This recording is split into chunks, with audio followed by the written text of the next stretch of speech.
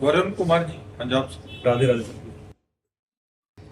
महाराज जी, आपने एक समस्या रखी है कि महाराज जी, आजकल देश का कानून महिलाओं के अनुकूल होने के कारण बहुत से महिला परिवार इसका दुरुपयोग करते हुए पुरुष परिवारों का शोषण कर रहे हैं। महाराज जी, ऐसे में चलते मतलब कभी कभी पुरुष इतने पीड़ित हो रहे हैं कि वो आत्महत्या जैसी स्थिति भी बन रही है। इस मुश्किल परिस्थिति का सामना महाराज जी किस प्रकार किया जाए? हाँ, क्योंकि एक दो घटनाएं हमारे भी सामने आई तो हमको भी पता चला। वैसे हमें ना हम समाचार सुनते हैं, न टीवी देखते हैं, न मोबाइल रखते हैं, न किसी संसारी आदमी से मिलते हैं। बस इतना ही मिलना होता है। तो संसार में क्या हो रहा है मुझे कुछ पता नहीं। तो जब कभी कोई ऐसी बात सामने आती है तो समझ में आता है कि संसार में ऐसा भी हो रहा है। उनको उनको पता है कि उनकी बेटी गलत कर रही है, लेकिन हाँ, माँ बाप वही फिर भी सहयोग करते हैं उनका। हाँ। उसको बोलते हैं तू कर, हम तेरे साथ हैं। हाँ, मतलब ऐसे करके वो एक नहीं दो तीन चार परिवारों से पैसा लूटते हैं बस। हाँ, ऐसा है क्योंकि हमें जानकारी हुई ऐसे लोग हैं। पर अभी जैसे इनसे कह रहे थे कि ऐसा नहीं कि बुराई नहीं है, अब बुराई तो है ही। जिनके बुरे आचरण हैं, जिनका बुरा लक्ष्य है। अच्छा, कानून ने इसलिए महिलाओं को सपोर्ट किया कि बहुत अत्याचार पुरुष महिलाओं के साथ करते हैं। ब्याह हो के जाता तो मानो वो अपनी दासी समझते थे और ऐसा व्यवहार करते थे। एक हमको मिले, निम्बुआ घाट गंगा के किनारे है, तो वहां भी लोग आते थे। तो उनमें एक बड़ी सुंदर लड़की आई जो यहाँ सफेद हो चुकी थी ऐसे। तो हमने कहा इसको एक फूल रोग होता है दाग का। तो हमने कहा ये है क्या? बोले नहीं। तो हमने कहा क्या है? तो वो आंसू रोने लगे उनके पिता, और उन्होंने कहा कि हमारे पास भगवान ने सब कुछ दे रखा है, हमने करोड़ों रुपए लगाकर इस बेटी का ब्याह किया, और जहाँ ब्याह किया वो लोग चारपाई में बांधकर हमारी बेटी को मारते। एक बार हम धन दे दिया, दो बार दे दिया, लेकिन बार बार धन की मांग करते, और जब नहीं दे पाए तो चारपाई में बांध करके आग लगा दी बेटी को। तो वो जो रस्सी नजदीक वाली जली तो वो भाग पाई, जली तो सर से ढीला पड़ा ना, भाग पाई। वो बगल के घर में कूद गई, छप्पर थे, छप्पर से कूद गई। वो लोग धर्मात्मा थे और उनके पास राइफल थी। उन्होंने तुरंत राइफल उठाई, कहा अब अगर हमारे घर में आ गई है, अगर तुमने तो हम गोली मार देंगे। फिर वो अपने मायके में बैठी थी। तो कई ऐसे केस सामने आते हैं जिनमें पुरुषों ने महिलाओं के साथ बड़ा अत्याचार किया, जिसे अत्याचार कहते हैं। बहुत मारना पीटना, जानवरों की तरह व्यवहार करना, घर परिवार के लोगों से एक दासी समझ करके मतलब व्यवहार करना। तो ये कानून जरूरी था, लेकिन ये कानून स्त्री की सुरक्षा के लिए है, पुरुष के शोषण के लिए नहीं है। अब उसका दुरुपयोग किया जाता है, उसी कानून का दुरुपयोग किया जाता है। देखो, प्यार में जो सुख है वो व्यभिचार में सुख नहीं है, ये आप समझ लो। आज इससे आज इससे आज इससे आज इससे अगर आपको प्यार नहीं है, वो व्यभिचार है, और इसमें सुख नहीं है। इसमें कई तरह के भय हैं और पाप है। दोनों ने हाथ मिलाया कि हम आजीवन पार करेंगे। ये डिवोर्स, ये विरोध, ये नीच कर्म, ये सब अच्छी बातें नहीं है। जीवन बर्बाद हो जाए।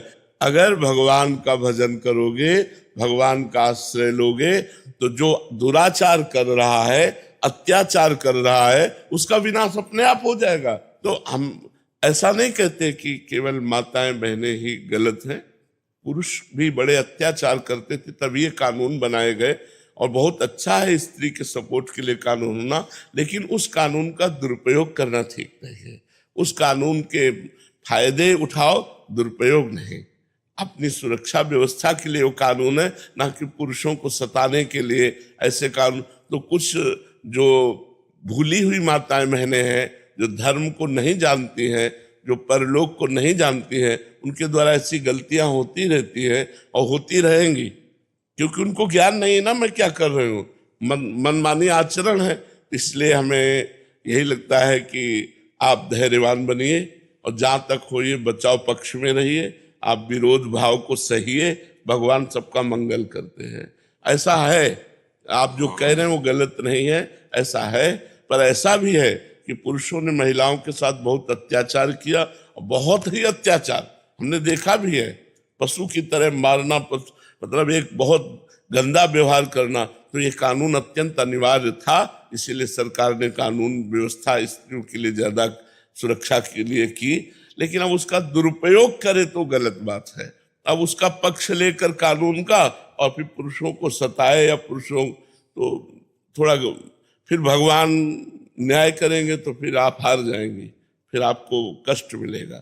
फिर अवश्य में भोक्तव्यम कृतम कर्म शुभाशुभम, फिर अपने कर्मों के किए हुए फल भोगने पड़ते हैं। इसलिए आप धैर्यवान बनिए। ऐसे बहुत से हैं, बहुत से लोग हैं जो त्रसित हैं, जो बहुत परेशान हैं, जो मतलब कोई रास्ता नहीं सूझता है उनको। ऐसा है, ऐसा है।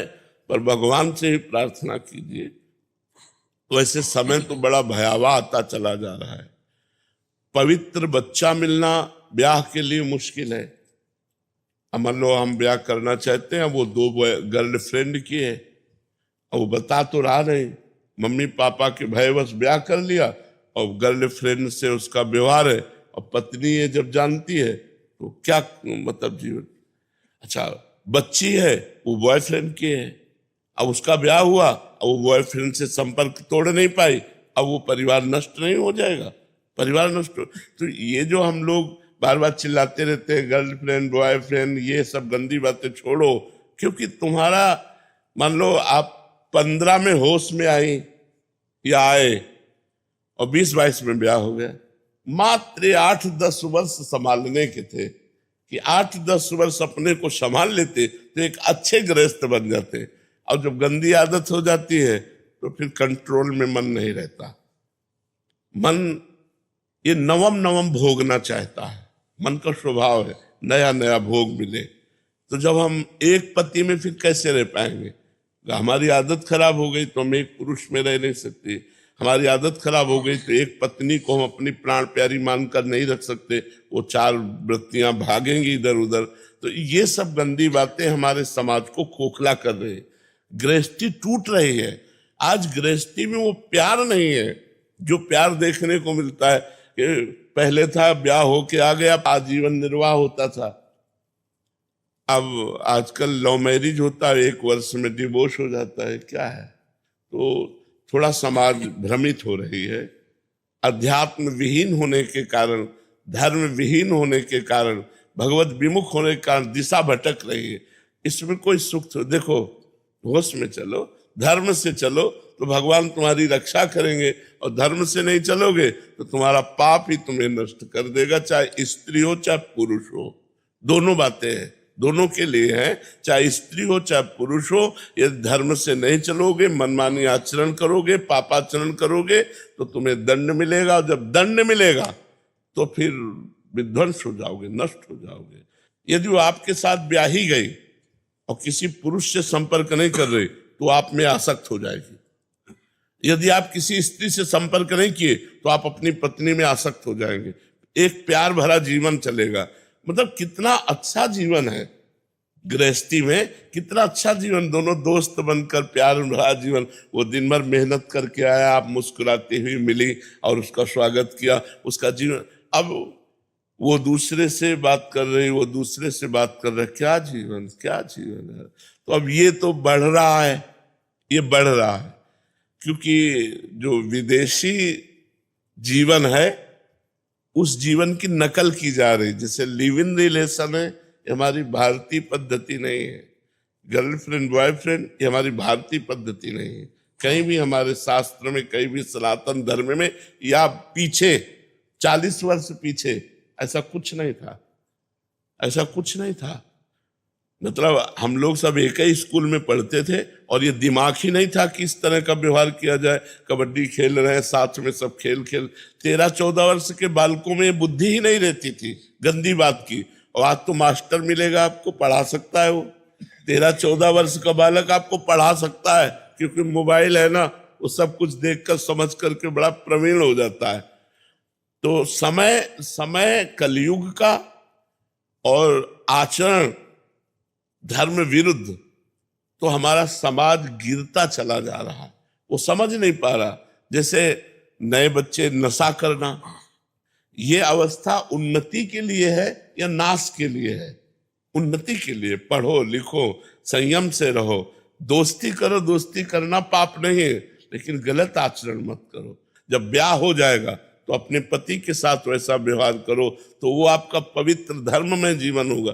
मात्र 10 वर्ष की बात है, 15 से 25 तक कंट्रोल होने की जरूरत है।